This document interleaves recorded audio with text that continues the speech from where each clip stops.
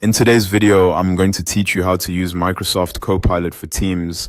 To get started, open Microsoft Teams and sign into your account. Once you're inside Teams, look over to the left-hand sidebar and click the Copilot icon. This opens the Copilot workspace where you can interact with AI directly inside Teams without needing to switch to another app. From here, type your question or prompt into the message box. You can keep it simple, like asking for a summary, or make it more specific if you want a more detailed result. In general, the clearer your prompt is, the more useful Copilot's response will be. If you want, you can also click the plus icon next to the message area.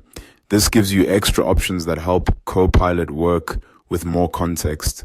For example, added content lets you insert items from Teams, such as chats, messages, or meeting notes, so Copilot can use that information in its response. Upload files allows you to bring in documents from your computer, like Word files, Excel spreadsheets, PDFs, or PowerPoint presentations, so Copilot can analyze or summarize them. Attach cloud files lets you select files stored in OneDrive or SharePoint. You may also see tools like Researcher, which can perform more in-depth research on a topic and generate a structured report. And Analyst, which is helpful for identifying trends and insights, especially when working with data-heavy files such as spreadsheets or reports. There's also Compose, where you can create a new Word document, Excel workbook, or PowerPoint presentation using AI. And if your organization has additional AI tools set up, you may see the option to use all agents to access specialized agents for different tasks. Once your prompt is ready, press enter or click send.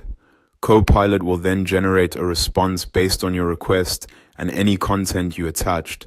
Take a moment to review the answer carefully. Depending on what you asked, you might get a summary, a draft, an analysis, or a set of recommendations. If the response isn't exactly what you need, continue the conversation by asking follow-up questions or refining your prompt. This is one of the most useful parts of working with Copilot in Teams, because you can build on the previous response instead of starting over each time. For each response, you also have a few quick actions available. You can copy it, mark it as good or bad to provide feedback, share it, or have it read aloud. And that's it. That's how to use Microsoft Copilot for Teams.